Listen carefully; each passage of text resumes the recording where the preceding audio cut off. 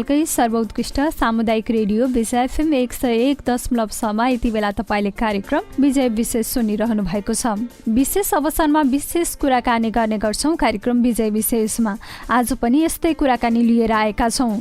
गण्डकी प्रदेश उद्योग वाणिज्य उपभोक्ता हित संरक्षण निर्देशनालयले पछिल्लो समय के कसरी काम गरिरहेको छ, नागरिकलाई उद्यमी व्यवसाय बनाउन निर्देशनालयको भूमिका के कस्तो रहेको छ, यिनै विषयमा रहेर आज हामीले कुराकानी गर्दैछौँ गण्डकी प्रदेश उद्योग वाणिज्य उपभोक्ता हित संरक्षण निर्देशनालयका निर्देशक नारायण आचार्य सरसँग। उहाँसँगको कुराकानी अबको क्रममा। यति बेला हामीसँग उद्योग वाणिज्य तथा उपभोक्ता हित संरक्षण निर्देशनालय गण्डकी प्रदेश पोखरा निर्देशक नारायण प्रसाद आचार्य सर हुनुहुन्छ। उहाँसँग रहेर कुराकानी गर्दैछौँ। तालिमका कुरा र उद्योग वाणिज्य तथा उपभोक्ता हित संरक्षण निर्देशनालयका कुरा गरौँ। पछिल्लो समय हाम्रो कार्यक्रमहरू के कस्ता छन्, कसरी अगाडि बढिरहेका छौँ? धन्यवाद। विजय एफएमलाई विजय एफएम मार्फत निर्देशनालयका र समग्र गण्डकी प्रदेश सरकारका कुराहरू श्रोतासम्म पुर्याउने अवसर दिनुभयो। यसको लागि म विजय एफएमलाई हार्दिक धन्यवाद व्यक्त गर्न चाहन्छु। आज हामी सानो सिपमूलक तालिम कार्यक्रम लिएर गैंडाकोट नगरपालिकामा आएका छौँ। गण्डकी प्रदेश सरकारले समृद्ध प्रदेश सुखी प्रदेशवासी नाराका साथ प्रथम पञ्चवर्षीय योजना लन्च गरेको छ। त्यसै अनुसार चालु आर्थिक वर्षका कार्यक्रमहरू त्यही पञ्चवर्षीय योजनालाई समेट्ने गरी स्वीकृत भएका छन्। त्यसमा सिप विकास तालिम र उद्यमी सिर्जना कार्यक्रमहरू हाम्रो स्वीकृत वार्षिक कार्यक्रममा छन्। खास गरी आज हामी चाहिँ कोभिड-19 को कारणले बेरोजगार रहेका युवा युवतीको लागि उद्यमशीलता विकास र सिप अभिवृद्धि तालिम सञ्चालन गर्ने उद्देश्यका साथ हामी चाहिँ यस गैंडाकोट नगरपालिका वार्ड नम्बर 6 मा आएका छौँ। हामीले करिबन 30 जना सहभागीहरूलाई छाला जुत्ता ब्याग पर्सहरू बनाउने सिपमूलक तालिम दिन्छन्। हाम्रो उद्देश्य के भन्दा समृद्ध प्रदेश सुखी प्रदेशवासी। समृद्ध प्रदेश कसरी हुन्छ त भन्दा उत्पादन वृद्धि, उत्पादकत्व वृद्धि, ह्युमन पोटेन्सियालिटीको मानवीय क्षमताको भरपुर उपयोग नगरिकन उत्पादन नबढिकन समृद्ध प्रदेश हुन सक्दैन भन्ने प्रदेश सरकारको ठमाइ छ। उत्पादन वृद्धिको लागि जनशक्तिको पोटेन्सियालिटीको फुल युटिलाइजेसन गर्नुपर्छ। त्यसको लागि उनीहरूसँग भएका ज्ञान सिप क्षमतालाई हाम्रो समाजमा पाउने, वातावरणमा पाउने, परिवेशमा पाउने कच्चा पदार्थहरूलाई परिष्कृत बनाएर रिफाइन्ड प्रोडक्टहरू बनाएर निर्माण गरेर बजारमा लान सकियो भने आय आर्जन हुन्छ। आय आर्जनले समृद्धितर्फ लैजान्छ भन्ने प्रदेश सरकारको ठमाइलाई सार्थक दिनको लागि हामीले यी कार्यक्रमहरू गरेका छौँ। हामीले कर्मशः यो पहिलो नवलपरासीमा हामी आएका हौँ। छालाजन्य कच्चा पदार्थको प्रचुरता भएको हुनाले नाम पनि गैंडाकोट राखिएको रहेछ। गैंडाका कोटहरू बनाउने भएर परम्परा कारण गैंडाकोट राखिएको किन हो त त्यही नामकै पछाडि त नजाउँ। तर यहाँ चाहिँ छालाजन्य वस्तुको कच्चा पदार्थको प्रचुरता भएको हुनाले यहाँ चाहिँ छालाजन्य वस्तुको जुत्ता चप्पल ब्याग पर्स आदि इत्यादि बनाउने पेसाले व्यावसायिक रूप लिएला भन्ने उद्देश्यले यहाँका मान्छेहरूलाई बेरोजगार युवा युवतीलाई लक्षित गरी सिप विकास गर्ने उद्देश्यले हामी चाहिँ यो तालिम सञ्चालन गर्न यहाँ आएका छौँ। हामी निर्देशनालयको तर्फबाट भन्नुपर्दा निर्देशनालयले उद्यमी सिर्जना, सिप विकास, रोजगारी सिर्जना, व्यवसायहरूको अनुगमन, बजारको अनुगमन, बजार मूल्यको अनुगमन, पसलहरूको अनुगमन लगायतका कामहरू गर्ने गर्छ। गण्डकी प्रदेश सरकारको उपभोक्ता हक हित संरक्षण सम्बन्धी निर्देशनालय सोल अथोरिटी हो। निर्देशनालयले 11 जिल्लामा आफ्ना कार्यालयहरू पनि विस्तार गरेको छ। घरेलु तथा साना उद्योग कार्यालयहरू 11 जिल्लामा छन्। नवलपरासीमा यो नवलपरासी बर्दाघाट सुस्तपुरमा पनि घरेलु तथा साना उद्योग कार्यालय कावसतीमा रहेको छ। त्यहाँबाट बजार अनुगमन, उपभोक्ता हक हित संरक्षण सम्बन्धी, सिप विकास, तालिम, उद्यमशीलता सम्बन्धी कामहरू हुँदै आएका छन्। ती कार्यको पनि हामी अनुगमन गर्छौँ। तिनको प्रभावकारिता के छ, त्यसले प्रदेश सरकारको लक्ष्यमा पुग्नको लागि सही बाटो समातेको छ कि छैन, त्यो बारेमा पनि हामी आज अनुगमन गर्छौँ। र हामीले सञ्चालन गर्ने कार्य यो साङ्केतिक रूपमा हो। प्रदेश निर्देशनालय नै गैंडाकोटमा आएर तालिम कार्यक्रम किन सञ्चालन गर्न पर्यो त भन्ने पनि प्रश्न आउन सक्छ। यसको सन्दर्भमा प्रदेशले साङ्केतिक रूपमा कार्यक्रम गर्ने हो। सबै स्थानीय तहहरूमा पुगेर सबै ठाउँमा प्रदेशले कार्यक्रम गर्दैन। हामीले हाम्रा जिल्लास्थित निकायहरू मार्फतै कार्यक्रम गर्छौँ। एउटा कार्यक्रम साङ्केतिक रूपमा गुणात्मक रूपमा चाहिँ प्रदेशले आफै आयोजना गरेर आफै सञ्चालन गरेर यस्तो हुनुपर्छ है भनेर यो साङ्केतिक रूपमा प्रदेशले गर्न थालेको कार्यक्रम हो। यसबाट अधिकांश युवा युवतीहरू जो बेरोजगार हुनुहुन्छ उहाँ चाहिँ स्वरोजगार हुनको लागि चाहिँ प्रेरणा मिल्नेछ भन्ने मैले अपेक्षा राखेको छु। यो कतिपय सन्दर्भमा तालिमका लागि मात्रै हुन्छन्, यसको प्रभावकारिता हुँदैन भन्ने कुराहरू आइरहँदा यसलाई प्रभावकारी बनाउन चाहिँ प्रदेश सरकारको अबको भूमिका के रहन्छ? तालिम दिने, छोड्ने अथवा कस्तो खालको तालिमहरू चाहिँ हामीले दिन्छौँ? धन्यवाद मिस। अब चाहिँ विगतका तालिम प्रमाणपत्रको लागि मात्रै तालिम लिने, खास गरी खाजा भत्ता सहभागी भत्ताको लागि तालिम लिने, एउटै व्यक्तिले 20-25वटा तालिम लिने, प्रमाणपत्र सिरानीमा थन्काउने बस्ने पनि देखिए। ती कमी कमजोरीबाट सबक लिँदै हामीले तालिमपछि पनि फलोअप मेकानिजम डेभलप गरेका छौँ। हामीले तालिम प्राप्त व्यक्तिहरूको सबै बायोडाटा सम्पर्क नम्बरहरू राखेका हुन्छौँ। उहाँहरूले कस्तो खालको व्यवसाय अपनाउनु भएको छ, उहाँहरूलाई प्रदेश सरकारको कस्तो खालको सहयोग चाहिएको छ त्यो पनि हामी फलोअप गर्छौँ। प्रदेश सरकारसँग तालिमका प्याकेज मात्रै नभएर प्राविधिक सहयोगको प्याकेज पनि छ। हामी खास गरी दलित कुमाल जातिको लागि प्रविधि हस्तान्तरण अन्तर्गत उहाँले जे तालिम लिनुभएको छ त्यही विषयका मेसिनरी उपकरणहरू, उहाँ उद्यमी बन्नको लागि के कस्ता औजार उपकरण र मेसिनहरू चाहिन्छन् ती पनि हामी उहाँहरूलाई प्रदान गर्छौँ। तालिम दिइसकेपछि हामी कहाँ 5-7 करोड बजेट छ प्रविधि हस्तान्तरणमा। उहाँहरूलाई प्रदेश सरकारले बनाएको मापदण्डका अधीनमा रहेर हामीले चाहिँ तालिम लिइसकेपछि त्यो तालिम अनुसारको व्यवसाय सञ्चालन गर्नको लागि प्रविधि हस्तान्तरण, मेसिनरी हस्तान्तरण पनि गर्छौँ। खास गरी दलित कुमाल र पिछडिएको वर्गको लागि हाम्रो कार्यक्रम केन्द्रित छ। तालिम प्रदान गरिसकेपछि उहाँहरूलाई हामीले सूचना आह्वान गर्छौँ, तपाईँलाई व्यवसाय गर्न के कस्तो मेसिनरी औजार उपकरण कच्चा पैसा चाहिएको छ माग्नुहोस् भन्छौँ। त्यसपछि हामीले हाम्रो मापदण्डको अधीनमा रहेर उहाँलाई व्यवसाय सञ्चालन गर्नको लागि, व्यवसाय रन गराउनको लागि हामीले प्राविधिक सहयोग पनि गर्छौँ। उहाँलाई मेसिनरी यन्त्र उपकरण पनि हामी दिन्छौँ उहाँलाई। त्यस कारण चाहिँ हामीले उहाँलाई व्यवसायी बनाएर व्यावसायिक रूपमा आत्मनिर्भर भएर सञ्चालन गर्ने अवस्थासम्म हामी उहाँलाई फलोअप गरिरहन्छौँ। हामी तालिम दिएर मात्रै छोड्दैनौँ उहाँहरूलाई। तालिमपछि अनुगमनको पाटोलाई पनि अगाडि बढाउनुहुन्छ? हामी तालिमपछि उहाँहरूसँग निरन्तर सम्पर्कमा रहन्छौँ। उहाँहरूको सबै बायोडाटा सबै सम्पर्क नम्बर राखेका हुन्छौँ। तालिम सकिँदा साथ उहाँहरूलाई हामीले व्यवसाय गर्नको लागि, उत्प्रेरित गर्नको लागि केही बिउ पुँजी पनि प्रदान गर्न सक्छौँ। उहाँहरूको आवश्यक सस्तो ब्याज दरमा होइन, प्रविधि त दिने हामी आफै चाहिँ प्रविधि हस्तान्तरणको कार्यक्रम छ, प्रविधि खरिद गरेर प्रविधि उपलब्ध गराउँछौँ। र उहाँहरूलाई व्यावसायिक सल्लाह चाहियो भने बिजनेस इन्क्युबेसन सेन्टर मार्फत व्यावसायिक परामर्श पनि दिन्छौँ। उहाँहरूलाई उद्यमशीलता सम्बन्धी अरू जानकारी पनि हामी दिन्छौँ। कसरी व्यवसाय स्थापना गर्ने, कसरी सञ्चालन गर्ने, कसरी खातापत्र राख्ने, दर्ता कसरी गर्ने भन्ने कुरामा पनि हामी व्यावसायिक परामर्श पनि उहाँहरूलाई दिन्छौँ। र हामी फलोअप मेकानिजम पनि डेभलप गरेका छौँ। उहाँहरूलाई हामी तालिम दिएर मात्रै छोड्दैनौँ, उहाँहरू सफल उद्यमी नबन्दासम्म हामी फलोअप गरिरहन्छौँ। तालिममा आउने 2-4 दिन तालिम लिने, त्यसपछि अल्छी लाग्यो भनेर त्यो तालिम पनि छोडिदिने, त्यस्तो कन्डिसनमा चाहिँ तालिममै टिकाइराख्न, त्यसपछि पछि गएर उद्यमी नै बनाउन त्यस्तो विशेष छुट्टै कार्यक्रम हुन्छ र? होइन, हामीले स्थानीय तह मार्फत खास गरी यस केसमा गैँडाकोट नगरपालिका र घरेलु तथा साना उद्योग कार्यालय नवलपरासी सुस्तापूर्व बर्दघाट सुस्तापूर्व मार्फत तालिमको आवश्यकता पहिचानको फारम पठाएर फारम भरेर गएका उद्यमीहरूलाई यहाँ सहभागी गराएर हामीले तालिम दिँदैछौँ। उहाँहरूलाई तालिममा सहभागी भइसकेपछि त्यो व्यावसायिक वातावरण सिर्जना गरेर हामीले यस्तो प्रशिक्षकहरू यहाँ ल्याएका छौँ जसले व्यावसायिक वातावरण क्रिएट गरेर तालिममा बसिसकेपछि तालिम पुरा गरौँ व्यवसाय गर्नु पर्दो रहेछ, व्यवसाय नगरिकन आत्मनिर्भर हुन सकिँदो रहन्छ, अर्थ उपार्जन नभइकन जीविकोपार्जनको लागि गाह्रो रहेछ भन्ने धारणा दिएर उहाँलाई व्यावसायिक अवधारणा दिएर उद्यमशीलता सिर्जना गरेर उहाँलाई तालिम नछोड्ने वातावरणको सिर्जना गर्छौँ। तालिममा हामीले 22जनाको लक्ष्य गरेको, साबिका नगरपालिकाले 22जना सिफारिसले पठाएको, आज 30जना सहभागीहरूले इच्छा देखाउनु भएको छ।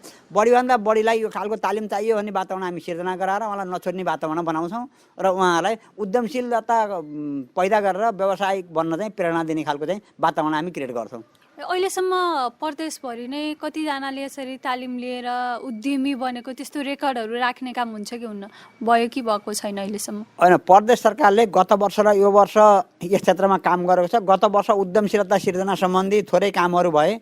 घरेलु तथा साना उद्योग कार्यालयहरू गत वर्ष मात्रै स्थापना भएका हुन्। यसभन्दा साबिकमा घरेलु तथा साना उद्योग विकास समिति अन्तर्गतका समितिका कार्यालयहरू थिए। समितिका कार्यालयले विगतमा गरेको अभिलेख समितिसँगै सीमित रहेको हुनाले हामीले त्यसमा फलोअप गर्न सकिएको छैन। त्यसको हामी समितिसँग आएर सबै लगतहरू लिने काम भइरहेको छ। खास गरी हाम्रो प्रदेश सरकार मार्फत घरेलु तथा साना उद्योग कार्यालय गत वर्ष मात्रै खोलेको हुनाले गत वर्ष गरेका उद्यमीहरूको अभिलेख लिने काम अहिले भइरहेको छ। हामी 11 जिल्लामा गएर उद्यम व्यवसायको लगत पनि सङ्कलन गर्दैछौँ। हामीले छिट्टै चाहिँ उद्योगको र व्यवसायको लगत सङ्कलन गरेर प्रकाशित गर्नेछौँ। त्यसपछि कति मान्छेहरू गत वर्ष तालिम लिएकोबाट उद्यमी बन्नु हो भन्ने कुरो लगत सङ्कलन लगत प्रकाशनपछि यकिन होला र हजुरहरूसम्म आउनेछ। यो उद्यमी र व्यवसाय उद्यमी नै बनाउने भन्ने कुरा अझ बढी प्राथमिकता दिनुहुन्छ। यो उद्यमी बनाउँदा समाजमा कस्तो खाले परिवर्तन आउँछ? हामी अहिले खास गरी नेपाल सरकारले 15औं पञ्चवर्षीय योजना तय गरेर हामी कार्यान्वयनको चरणमा छौँ। 15औं पञ्चवर्षीय योजनाको दीर्घकालीन सोचमा समृद्ध नेपाल सुखी नेपाली भन्छ। समृद्ध नेपाल कसरी हुन्छ, सुखी नेपाली कसरी हुन्छ भन्ने सन्दर्भमा समृद्ध नेपालको लागि 4वटा प्यारामिटरहरू तोकिएको छ, जसमा व्यापक पूर्वाधारको निर्माण र सबैलाई सहज पहुँच, मानव स्रोतको ह्युमन पोटेन्सियालिटीको फुल उपयोग, दिगो उत्पादन र उत्पादकत्व वृद्धि, उच्च आय स्तर र उच्च र दिगो आय स्तर भनेर चाहिँ 4वटा प्यारामिटरहरू समृद्ध नेपालको सन्दर्भमा तोकिएको छ। त्यसमा 3 नम्बर बुँदामा चाहिँ उच्च उत्पादन र उत्पादकत्व वृद्धि भनेर भनिएको छ। ह्युमन पोटेन्सियालिटीको अधिकतम उपयोग भनिएको छ। मानवभित्र रहेका क्षमताहरू, खुबीहरूलाई प्रस्फुटन गराएर कसरी उत्पादनमूलक काममा लगाउन सकिन्छ भन्ने कुरासित यो केन्द्रित छ। हामीले चाहिँ सिपमूलक तालिम मात्रै दिन्नौँ, उहाँलाई उद्यमशीलता र व्यावसायिकता पनि सिकाउँछौँ। सँगसँगै हामीले सिपमूलक तालिम पनि दिन्छौँ, उद्यमशीलता र व्यावसायिकता पनि सिकाउँछौँ। हामीले सँगसँगै उहाँलाई लग्छौँ। उद्यमशीलता र व्यावसायिकताले व्यवसाय कसरी गर्न पर्दो रहेछ, व्यवसाय गर्दा आइपर्ने अप्ठ्यारा के हुन्, तिनलाई सहजीकरण कसरी गर्ने, व्यवसाय थापनाका चरणहरू प्रक्रियाहरू के रहेछन्, कतिपय सरकारी निकायमा गएर व्यवसाय दर्ता गर्दा झन्झट हुन्छ, प्रक्रियाको जटिलता हुन्छ भनेर पनि मान्छे चाहिँ व्यवसाय थापना गर्न हिचकिचाहट गरेको पाइएको छ। ती सबै कुराहरूलाई हामी सहजीकरण गर्ने गरी, सरलीकरण गर्ने गरी उहाँहरूलाई चाहिँ त्यो पनि नलेज दिन्छौँ र साथसाथै उहाँलाई स्किल पनि दिन्छौँ। स्किल र नलेज दुवै भएपछि उहाँहरू व्यावसायिक हुनुहुन्छ। व्यावसायिक हुने क्रममा उहाँहरूलाई आवश्यक पर्ने प्रविधि, उपकरण, यन्त्र, मेसिनरी पनि हामी उहाँलाई उपलब्ध गराउँछौँ। यो बाटोबाट यो तरिकाबाट प्राप्त गर्न सकिन्छ भन्ने हामी चाहिँ उहाँलाई जानकारी दिन्छौँ। यति भएपछि उहाँहरू सिप सिक्नुहुन्छ, नलेज लिनुहुन्छ र उहाँ चाहिँ प्रविधि पनि पाएपछि उद्यमी बन्नुहुन्छ भन्ने हामीले अपेक्षा गरेका छौँ। उहाँलाई उद्यमी बन्न हामी प्रेरणा दिन्छौँ र उद्यमी नबन्न दशामा हामी फलोअप गरिरहन्छौँ। त्यसमा लगानी अथवा बजेटका कुराहरू कसरी व्यवस्थापन गर्छौ? के छ, कतिको मात्रामा निर्देशनालयले काम गर्न सक्ने अवस्था रहन्छ अथवा कसरी जान्छ? प्रदेश सरकारले जे कार्यक्रम लिएको छ त्यसलाई कार्यान्वयन गर्ने निकाय निर्देशनालय हो। प्रदेश सरकारले राष्ट्रिय वाणिज्य ब्याङ्कहरू, कृषि विकास ब्याङ्कसँग एग्रिमेन्ट गरेर सहुलियत दरमा बिउ पुँजी प्रदान गर्ने नीति छ।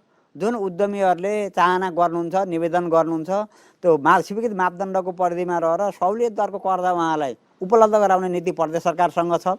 ब्याङ्क मार्फत उहाँलाई न्यूनतम अथवा 0 ब्याज दरमा उहाँहरूलाई बिउ पुँजी उपलब्ध गराउने प्रदेश सरकारसँग नीति छ, जसलाई पुँजी प्रविधिको अभावमा उद्योगी बन्न सक्नुभएको छैन, उद्योग व्यवसाय सञ्चालन गर्न सक्नुभएको छैन, उहाँहरूलाई ब्याङ्क मार्फत सहुलियत दरमा चाहिँ ऋण उपलब्ध गराउन, बिउ पुँजी उपलब्ध गराउने स्वीकृत कार्यक्रम प्रदेश सरकारसँग छ। हामी त्यो अनुसार उहाँलाई उद्योग स्थापनाको लागि बिउ पुँजी उपलब्ध गराउनेतर्फ कारबाही अगाडि बढाउनेछौँ। तालिम लिएर त्यसलाई व्यवहारमा उतार्नु भएन भने, तालिम सिप लिनुभयो उतार्नु भएन भन्ने चाहिँ के हुन्छ?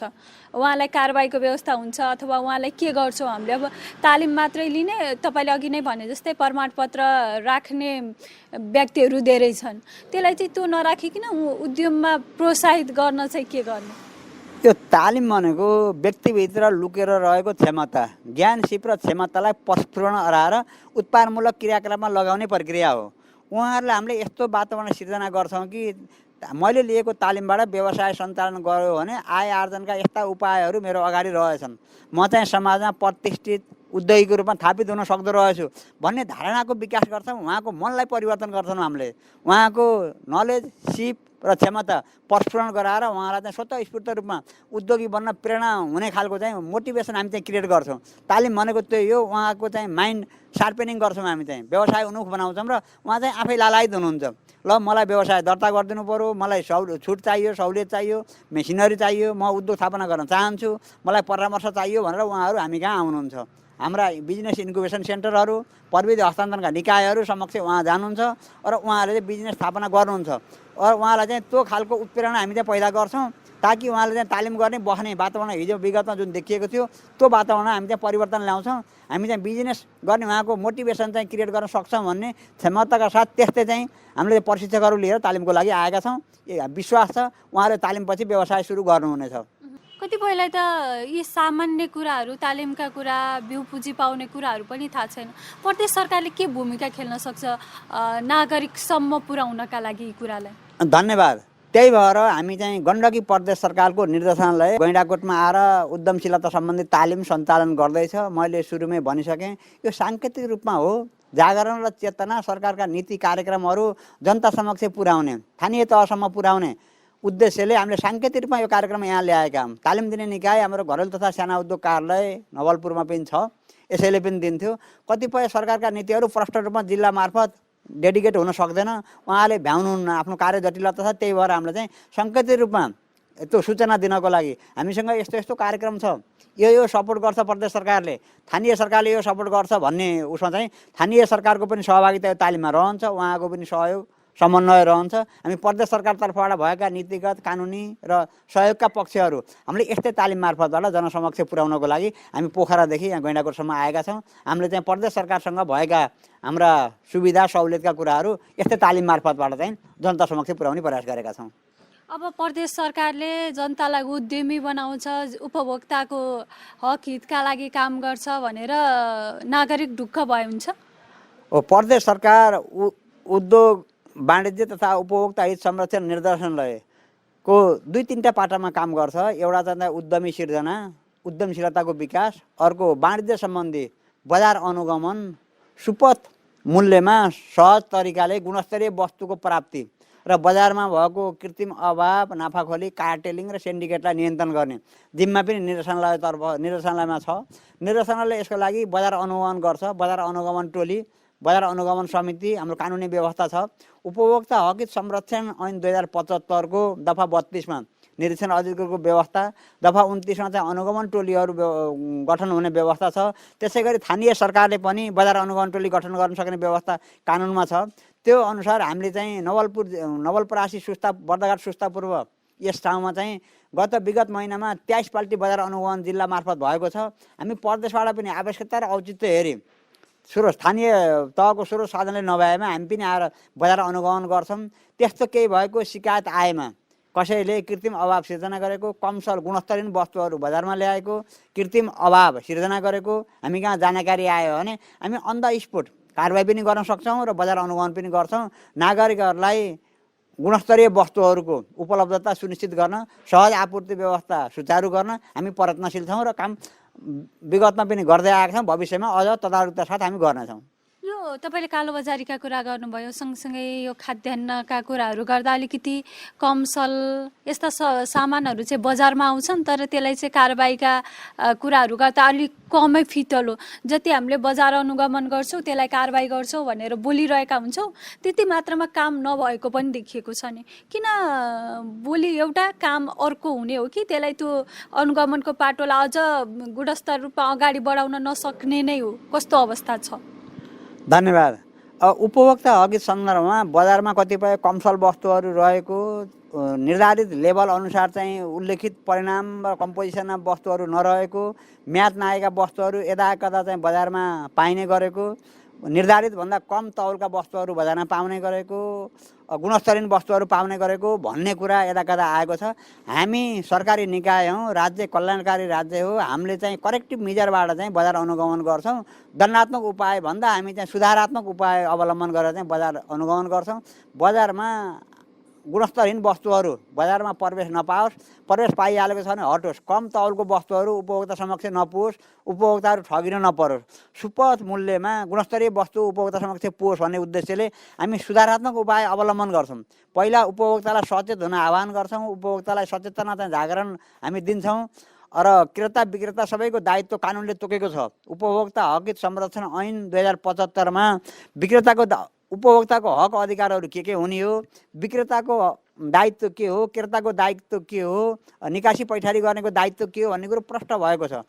कानुनको अनभिज्ञता क्षम्य हुँदैन भन्छ। कानुनमा भइसकेको कुरो मैले जानिनँ बुझिनँ भन्न व्यवसायीहरू क्रेता विक्रेता कसैले पनि पाइएन। कानुनमा लेबलिङका कुराहरू पनि छन्। जुन वस्तुमा लेबलिङ गर्नुपर्ने हो, लेबलिङमा उत्पादकको नाम ठेगाना, त्यहाँ त्यसको तौल, त्यसको उपयोग गर्ने तरिका, त्यसको उपयोग गर्ने मिति आदि इत्यादिबारे लेबलिङमा गर्नुपर्छ भनेर उपभोक्ता हक संरक्षण ऐन 2075 को दफा 6 ले प्रष्ट व्यवस्था गरेको छ। त्यो बमोजिम लेबलिङ नभएको, लेबलिङ अनुसार म्याद नागेका, अब लेबलिङ अनुसारको तौल नभएका आदि इत्यादि वस्तुलाई कमसल गुणस्तरहीन वस्तु भनेर भनिन्छ। गुणस्तरहीन वस्तु बजारमा भेटिएमा हामीले तत्कालै उहाँहरूलाई ती गुणस्तरीय वस्तु हटाउन चाहिँ सुझाव दिन्छन्। अब आइन्दा यस्ता गुणस्तरीय वस्तु चाहिँ बजारमा पसलमा बिक्रीको लागि नराख्न हुन सुझाव दिन्छौँ। त्यही कसुर दोहोरिएमा उहाँलाई चाहिँ अन द स्पोट 3000 रुपियाँदेखि 3 लाख रुपियाँसम्म जरिमाना म आफैले गर्न सक्छु। अन द स्पोट म निरीक्षण अधिकृतको हैसियतले नेपाल सरकारले मलाई अधिकार दिएको छ, अन द स्पोट जरिमाना गर्न सक्छु र कतिपय अवस्थामा हामीले विगतमा जरिमाना पनि गर्ने गरेका छौँ। तर सरकारको मकसद के हुन्छ भन्दा सरकार जहिले पनि नागरिक हित र कल्याणप्रति लालायित हुने हुँदा, लक्षित हुने हुँदा कल्याणकारी राज्यको अवधारणा अनुसार हामी दण्डात्मक उपाय पहिला अवलम्बन गर्दैनौँ, करेक्टिभ मेजर हामीले सुधार्ने मौका दिन्छौँ, सुधार्ने मौका दिन्छौँ। सहज होस्, सबैले आफ्नो इथिक्स एउटा व्यावसायिक आचरण पालना गरेर व्यवसायजन्य क्रियाकलाप सञ्चालन गर्नुहुन्छ भन्ने मान्यताका साथ हामी त्यहाँ बजार अनुगमनमा जान्छौँ। यदा कदा गल्ती कमजोरी भेटियो र मान्छेले नियतले गल्ती कमजोरी गरेको हो भने हामी दण्ड सजाय पनि गर्छौँ। कानुनी व्यवस्थामा दण्ड सजायको पनि व्यवस्था छ। यो दण्ड सजायको व्यवस्था भन्दा एक दुईचोटि सुझाव दिने भन्ने कुरा आउँछ। एकचोटि गयो अनुगमनका कुराहरू वर्षमा एक दुईचोटि हुने कुरा हुन्। एकचोटि गयो त्यसलाई फेरि सुझाव दियो, अर्कोचोटि जाँदा पनि सुझाव दिनुपर्ने अवस्था आउने। अनि सँगसँगै विद्यालयका वरिपरि नै मादक पदार्थ, सुर्तीजन्य पदार्थहरू बिक्री हुँदा पनि त्यसका कारबाही चाहिँ अझ अगाडि नै नबढेको देखिन्छ। यो धेरै ठाउँमा देखिन्छ, गैंडाकोट नवलपुरमा मात्रै नभएर। यी कुरामा तपाईँहरूको कतिको चासो छ, अब के गर्नुहुन्छ? अन्तशुल्क ऐनले मदिराजन्य वस्तुहरू, सुर्ती सम्बन्धी ऐनले सुर्तीजन्य वस्तुहरू, पदार्थहरू विद्यालय, मठ मन्दिरदेखि निश्चित दूरीमा राखेर बिक्री गर्नुपर्छ। त्यो बिक्री गर्दा लाइसेन्स लिनुपर्छ, इजाजत पत्र लिनुपर्छ भन्ने व्यवस्था गरेको छ। त्यो व्यवस्था सबै उद्योगीहरू, सबै व्यापारीहरू, सबै विक्रेताहरूले पालना गर्नुहुन्छ भन्ने मान्यताका साथ हामी अगाडि बढेका छौँ। हरेक विक्रेता वाणिज्य विभागमा दर्ता हुनुपर्छ, वाणिज्य विभाग अन्तर्गतका घरेलु कार्यालयहरूमा दर्ता हुनुपर्छ। उहाँहरू त्यहाँ चाहिँ केही शर्त सहितको लाइसेन्स लिनुभएको हुन्छ, त्यो कारोबार गर्ने अनुमति पत्र लिनुभएको हुन्छ, त्यसको पालना गर्नुहुन्छ भन्ने चाहिँ हामीले मान्यता राखेका छौँ। यदा कदा कोही मान्छे बदनियत साथ, गलत नियतका साथ मुनाफा बढी आर्जन गर्ने उद्देश्यले त्यस्ता क्रियाकलाप भए गरेको पाइएमा पहिलो चरणमा हामी चाहिँ सुझाव दिने हो, यस्तो गर्न पाइन्न, कानुनी व्यवस्था यस्तो छ, यसलाई पालना गर्नुहोस् भनेर भन्ने हो। त्यही गल्ती उहाँमा दोहोरिरहेमा पटक्कै पछि 10,000, 20,000, 30,000 का दरले सजाय गर्ने कानुनी व्यवस्था छ। हामी चाहिँ कानुनको एक्सनमा जान्छौँ र वर्षको एकचोटि मात्रै अनुगमन गर्ने होइन, उपभोक्ताको गुनासोको आधारमा हामी दिनमा पनि अनुगमन गर्न सक्छौँ। करेक्सन गर्ने, सुध्रने मौका भनेको 5-7 दिनको लागि हो, उहाँलाई 1 हप्ता 15 दिनको लागि हो। कम गुणस्तरको वस्तु छ भने त्यसलाई बजारबाट रिप्लेस गर्नुहोस्, हटाउनुहोस्, उपभोक्ता समक्ष नपुर्याउनुहोस् भन्ने हो। यदि उहाँले त्यो सुधार गर्नुहुन्न, उहाँकै बारेमा बारम्बार गुनासो आइरहन्छ, बारम्बार शिकायत आइरहन्छ, हाम्रो जिल्ला अनुगमन टोली, प्रदेश अनुगमन टोलीले अनुगमन गर्दा बारम्बार त्यही भेटिन्छ भने उहाँलाई सजाय गर्न हामी बाध्य हुन्छौँ। हामी उहाँहरूलाई सजाय गर्छौँ, दण्ड गर्छौँ, अवस्था परे उहाँलाई जेल सजाय पनि पठाउन सक्छौँ। कानुनको पालना हामी चाहिँ गराउँछौँ र उहाँहरूलाई चाहिँ सुधार्न चाहिँ बाध्य बनाउँछौँ। यो अब केही समयपछि एउटा गण्डकी प्रदेश आत्मनिर्भर प्रदेश, उद्यमीहरूको प्रदेशका रूपमा चिनिन्छ, यसरी नै काम गर्दै अगाडि बढे होइन? कतिको सम्भावना? प्रदेशले विकास र समृद्धिको लागि प्रथम पञ्चवर्षीय योजना बनाएको छ। त्यसमा समृद्ध प्रदेश, सुखी प्रदेशवासी भन्ने नारा राखिएको छ, दीर्घकालीन सोच राखिएको छ। यसको लागि प्रदेशमा समृद्धि आउनको लागि आत्मनिर्भरता पहिलो कुरो हो।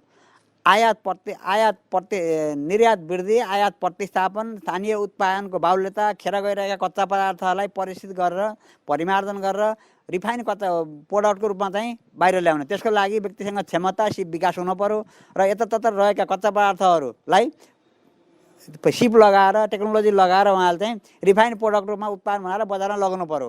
त्यसको लागि हामी चाहिँ प्रयासरत छौँ। 11 जिल्लामा हाम्रा सिप विकास गर्ने कार्यालयहरू छन्। हामी तालिमहरूको माध्यमबाट, उद्यमशीलता सिर्जना गरेको माध्यमबाट यहाँ खेर गइरहेका कच्चा पदार्थहरूलाई प्रयोग गरेर चाहिँ रिफाइन प्रोडक्टहरू बनाउने, उत्पादन वृद्धि गर्नतर्फ उहाँहरूलाई चाहिँ उन्मुख बनाउनेछौँ। कृषि उत्पादन बढाउने, औद्योगिक कच्चा पदार्थहरू बढाउने, औद्योगिक उत्पादनहरू बढाउनेतर्फ उहाँलाई प्रेरित गर्नेछौँ र प्रदेशलाई नै हामीले सबै कुरामा खाद्यान्न, औद्योगिक उत्पादन लगायतका वस्तुमा चाहिँ आत्मनिर्भर बनाउने हामी लक्ष्यका साथ अगाडि बढिरहेका छौँ। अपेक्षा गरौँ हामी सफलतातर्फ पुग्नेछौँ। अन्त्यमा यति बेला रेडियो सुन्ने नवलपुरवासीलाई, गैंडाकोटवासीलाई के भन्न चाहनुहुन्छ प्रदेशको तर्फबाट?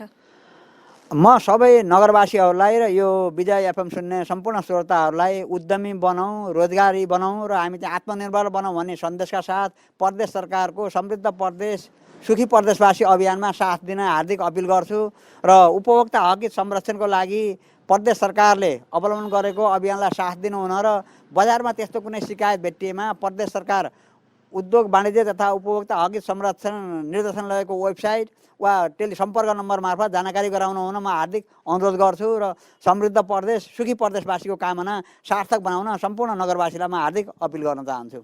महत्त्वपूर्ण समय र संवादका लागि धेरै धेरै धन्यवाद सर। धन्यवाद विजय एफएमलाई पनि। हाम्रो भनाइ प्रदेश सरकारको भनाइ, प्रदेश निर्देशनालयको भनाइ, गैँडाकोटवासी समग्र नगरवासी र यस एफएमको पहुँच हुने सम्पूर्ण क्षेत्रमा पुर्याउन जुन समय दिनुभयो, अवसर दिनुभयो, यसको लागि हार्दिक धन्यवाद दिन चाहन्छु। पूर्ण सफलताको शुभकामना व्यक्त गर्छु विजय एफएमलाई। धन्यवाद सर। हस्। यतिन्जेल सुन्दै हुनुहुन्थ्यो गण्डकी प्रदेश उद्योग वाणिज्य उपभोक्ता हित संरक्षण निर्देशनालयका निर्देशक नारायण आचार्यसँग रहेर गरिएको कुराकानी। यो कुराकानीसँगै आजको लागि भने हामी विजय विशेषको अन्त्यमा आएका छौँ। यतिन्जेल कार्यक्रम सुनेर साथ दिनुहुने तपाईँ आफन्तलाई धेरै धेरै धन्यवाद र धन्यवाद प्रविधिका साथी गगन गिरीलाई पनि। अर्को श्रृङ्खलासम्मका लागि म माया कण्डेल बिदा हुन्छु। नमस्कार।